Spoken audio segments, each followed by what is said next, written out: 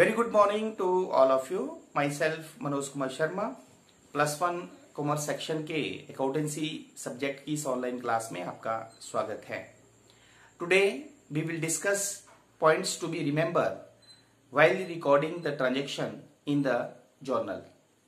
रोजनामचा में लेन देन को लिखने से पूर्व ध्यान में रखने योग्य बातें। जैसा कि हमने आपको बताया कि जर्नल रोजनामचा एक ऐसी पुस्तक होती है जिसमें सर्वप्रथम व्यावसायिक लेन देन को डेबिट और क्रेडिट के रूप में लिखा जाता है। अब रोजनामचा में व्यावसायिक लेन देन को कैसे लिखा जाता है, वो rules of debit and credit हमने आपको बताया। आज हम पढ़ेंगे कि किसी भी लेन देन को जब हम रोजनामचा में लिखते हैं तो कौन कौन सी बातें जो है हमें ध्यान में रखनी है। जब किसी भी लेन देन को रोजनामचा में लिखा जाता है तो इस प्रोसेस को जर्नलाइजिंग कहते हैं। Journalising is a process of recording the transaction in the journal. सर्वप्रथम रोजनामचे के प्रारूप के बारे में हम डिस्कस करते हैं। तो रोजनामचे का प्रारूप जो है वो सबसे ऊपर हम लिखेंगे जर्नल ऑफ, जिस भी फर्म का हम रोजनामचा बनाने जा रहे हैं। जर्नल ऑफ एबीसी लिमिटेड हम यहां पे उदाहरण ले रहे हैं। फॉर द मंथ ऑफ, जिस मंथ के लिए हम बना रहे हैं, जैसे हम अगर for the month of June बना रहे हैं तो यहां पे हम जून लिख देंगे। अगर हम जुलाई मंथ के लिए बना रहे हैं तो हम जुलाई मंथ लिख देंगे। देन फॉर्मेट जो है वो जर्नल का किस तरह से है। जर्नल के फॉर्मेट में 5 कॉलम होते हैं। कॉलम नंबर 1 जो कि हमारे पास डेट का होता है। कॉलम नंबर 2 पर्टिकुलर, जिसे हम विवरण कहते हैं। कॉलम नंबर 3 लेजर फॉलियो, जिसे LF शॉर्ट में कहते हैं। कॉलम नंबर 4 डेबिट अमाउंट का कॉलम और कॉलम नंबर 5 क्रेडिट अमाउंट का कॉलम।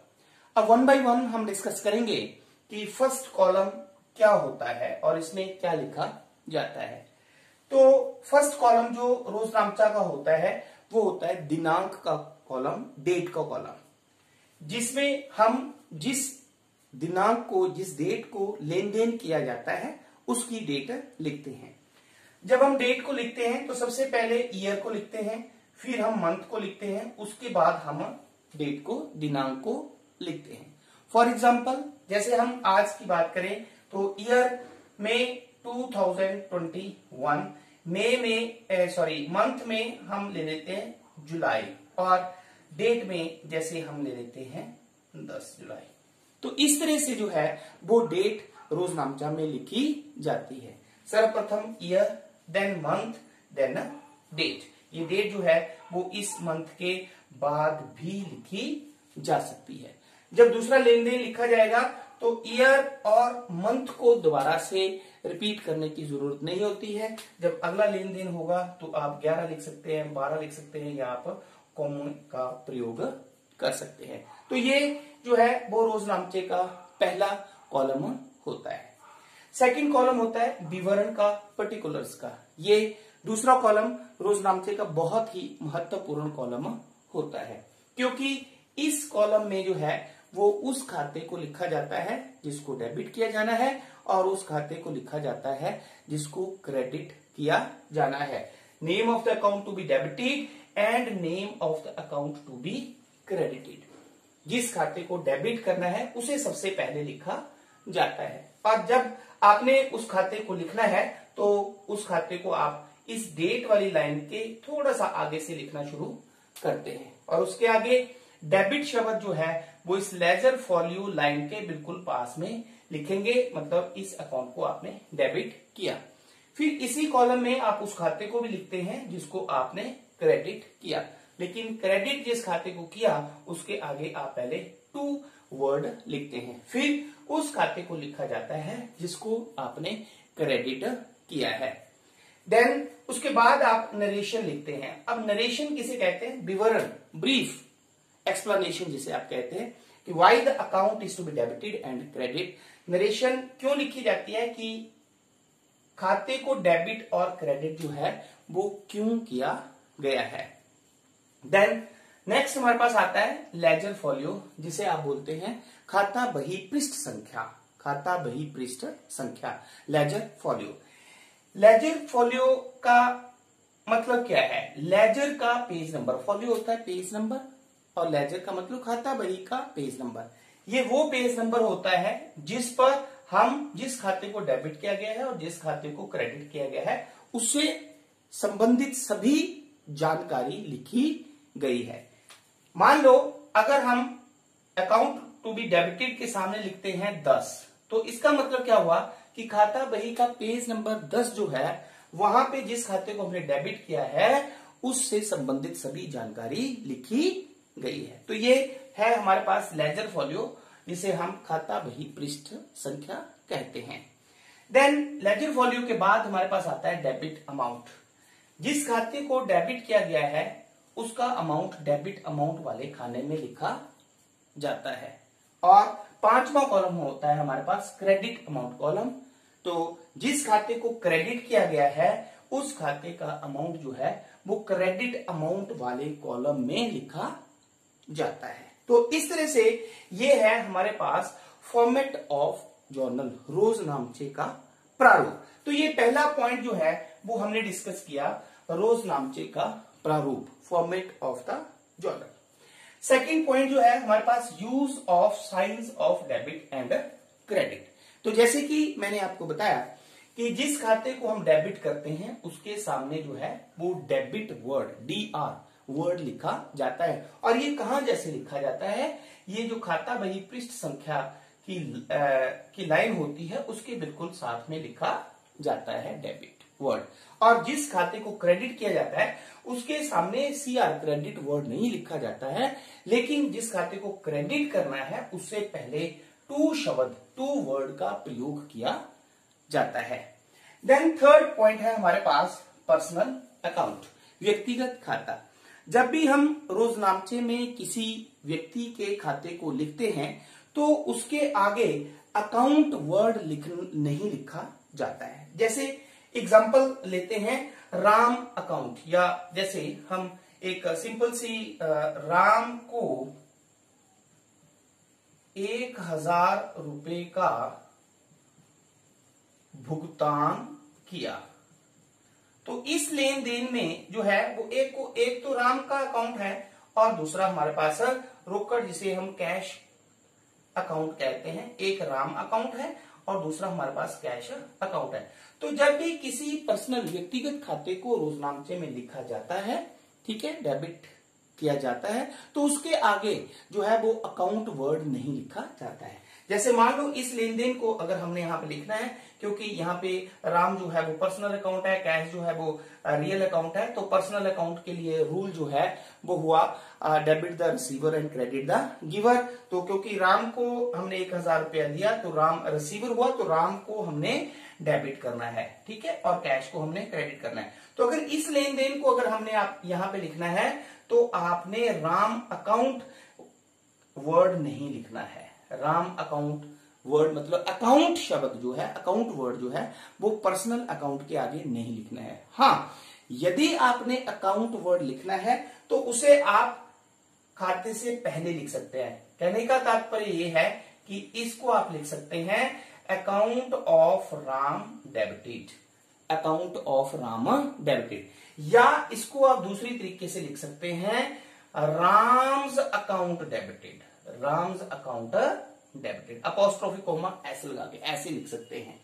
क्लियर होगी बात? और फिर टू कैश अकाउंट। तो इस तरह से जो है आप इस लेन देन को लिखेंगे। तो use of debit and personal account जो है वो उसके आगे आपने अकाउंट शब्द का प्रयोग जो है वो नहीं करना है। उससे पहले आप अकाउंट शब्द का प्रयोग कर सकते हैं, या अगर आपने करना है तो Ram's account apostrophe comma S लगा के जो है वो इसका प्रयोग आप कर सकते हैं। कहने का तात्पर्य ये है कि आपने ऐसे नहीं लिखना है राम अकाउंट डेबिट, ऐसे आपने नहीं लिखना है, ये गलत है। Now the next is narration. विवरण क्या होता है? जैसे हमने आपको बताया कि नरेशन क्या होता है। Narration mean brief explanation. Narration जो है वो विवरण जो है वो संक्षिप्त जो है वो, जिसे आप बोल सकते हैं कि एक ब्रीफ एक्सप्लेनेशन, संक्षिप्त व्याख्या कि खाते को डेबिट और क्रेडिट क्यों किया गया है। जब हम नरेशन को लिखते हैं तो आप बीइंग या फॉर वर्ड का प्रयोग करते हैं। तो जैसे बीइंग, जैसे जब भी आप नरेशन लिखेंगे तो आप लिखेंगे बीइंग। क्यों? जैसे कि आप इस ट्रांजेक्शंस को अगर हम लें तो आप लिखेंगे being cash paid to Ram. Being cash paid to Ram, इसका मतलब क्या हुआ कि हमने राम को जो है वो भुगतान किया। तो नरेशन जो है उसे हम ब्रीफ एक्सप्लेनेशन कहते हैं। तो प्रत्येक एंट्री के बाद जो है वो नरेशन लिखी जाती है। After that line of demarcation. Line of demarcation का मतलब क्या होता है कि जब कोई भी लेन देन कंप्लीट हो जाता है तो उसके बाद जो है वो इस तरह से लाइन लगा दी जाती है। इसे बोलते हैं लाइन ऑफ डिमार्केशन। इसका तात्पर्य है कि ये लेन देन जो है वो अब कंप्लीट हो गया है। मतलब एक लेन देन को दूसरे लेन देन से अलग करने के लिए जो हम जो है वो जो लाइन लगाते हैं उसे लाइन ऑफ डिमार्केशन कहते हैं। देन हमारे पास है टोटलिंग। जब भी किसी लेन देन को हम रोजनामचा में लिख लेते हैं, जैसे मान लो ये एक जर्नल का पेज है, तो जब हम इसको लिख लेंगे, इसकी राशि डेबिट में लिख देंगे, इस खाते की राशि हम क्रेडिट में लिख देंगे, तो यहां पे हम टोटलिंग लिख देंगे। फिर यहां पे हम लिख देंगे टोटल। जब आप टोटल लिखोगे तो इसका टोटल यहां पे आ जाएगा, इसका टोटल यहां पे आ जाएगा। लेकिन यहां पे आप क्या लिखोगे? टोटल। इस पेज का जब हम टोटल करेंगे तो ये आ जाएगा हमारे पास total carry forward. Total carry forward का मतलब हुआ कि इस पेज के टोटल को हम आगे लेके जाएंगे। तो मान लो ये पेज कंप्लीट हो जाता है जर्नल का, जब हम नेक्स्ट पेज पे लिखेंगे तो इसी टोटल को सबसे ऊपर हम लिखेंगे। जब हमारे पास आएगा तो इसी टोटल को हम सबसे ऊपर लिखेंगे। क्या लिखेंगे? Total brought forward. क्या लिखेंगे? टोटल ब्राउट फॉरवर्ड सबसे पहले, और ये टोटल जो है वो पेज के सबसे पहले लिखा जाएगा। तो इस तरह से जो है वो जर्नल का जो है वो प्रत्येक पेज का जो है वो टोटल किया जाता है। और लास्ट में जब मंथ का हमारे पास लेन देन खत्म हो जाते हैं तो ग्रांड टोटल कर दिया जाता है। क्या कर दिया जाता है? ग्रांड टोटल कर दिया जाता है। देन नेक्स्ट है हमारे पास प्रोप्राइटर्स अकाउंट, व्यवसाय के स्वामी का खाता। जैसे कि हमने आपको पहले भी बताया है, बिजनेस एंटिटी कंसेप्ट के अकॉर्डिंगली व्यवसाय का स्वामी जो है वो व्यवसाय से अलग होता है। हम कोई भी लेन देन जो करते हैं वो व्यवसाय के दृष्टिकोण से करते हैं। इसलिए जब भी व्यवसाय का स्वामी जो है वो व्यवसाय में राशि लगाता है तो हम व्यवसाय के स्वामी के स्थान पर कैपिटल अकाउंट ओपन करते हैं। कौन सा अकाउंट ओपन करते हैं? Capital account. और जब व्यवसाय का स्वामी अपने व्यक्तिगत प्रयोग के लिए राशि निकालता है तो उसके लिए हम जो है वो ड्रॉइंग्स अकाउंट जो है वो ओपन करते हैं। क्लियर? तो इस तरह से आज हमने ये कुछ पॉइंट्स जो हैं वो डिस्कस किए, जो कि जर्नल में किसी भी लेन देन को लिखने से पहले जो है वो ध्यान में रखे जाते हैं। अब हम एक छोटा सा एग्जाम्पल लेके जो है वो आपको फॉर्मेट में लिख के बताते हैं। जैसे मान लो 10th ऑफ जुलाई, हम एक एग्जाम्पल लेते हैं कि 10th ऑफ जुलाई 2021 को, जैसे कि हमने अभी एक एग्जाम्पल लिया था कि 10 जुलाई 2021, 10th जुलाई 2021 को राम को 1000 रुपए का भुगतान किया। अब इस लेन देन को हम जो है वो कैसे लिखेंगे? क्लियर? तो सबसे पहले मैंने आपको बताया कि हम डेट वाले कॉलम में ईयर 2021, देन जुलाई 10, और फिर जिस खाते को हमने डेबिट करना है उसे हमने सबसे पहले लिखना है। अब कैसे लिखना है मैंने आपको बताया। प्रत्येक लेन देन में दो खाते होते हैं, तो इसमें एक राम अकाउंट आ गया, एक कैश अकाउंट आ गया। ये पर्सनल हो गया, रियल हो गया। रूल हम पर्सनल का लगा सकते हैं, debit the receiver credit the giver. तो राम रिसीवर है तो ये डेबिट हो जाएगा और कैश है। अब लिखना कैसे है, तो मैंने आपको बोला कि जो व्यक्तिगत खाता होता है उसके आगे अकाउंट शब्द नहीं लिखना है। अगर लिखना है तो अपॉस्ट्रोफी कॉमा लगाकर, जैसे राम्स अकाउंट, और यहां पे आ जाएगा डेबिट। और जिस खाते को क्रेडिट करना है उससे पहले आपने टू लिखना है, तो टू कैश अकाउंट। इस तरह से लेन देन को लिखना है। फिर नरेशन लिखनी है, तो नरेशन जब लिखते हैं तो उससे पहले बीइंग वर्ड लिखते हैं। तो क्या किया हमने, transaction being cash paid to Ram, इस तरह से। और ये जो है लाइन ऑफ डिमार्केशन। क्लियर। तो लेजर फॉलियो का कॉलम मैक्सिमम यूज में नहीं आता है। तो कितने रुपए का हमने माल बेचा, 1000 का, तो 1000 राम को डेबिट किया तो डेबिट वाले खाने में 1000, और कैश को क्रेडिट किया तो कैश वाले कॉलम में 1000। तो इस तरह से जो है हम लेन देनों को जो है वो रोजनामचा में लिखते जाएंगे। तो आई होप कि आपको रोजनामचा में लेन देन लिखने से पहले जो बातें हमने ध्यान में रखनी है वो इस वीडियो से समझ में आ गई होंगी। Thank you very much.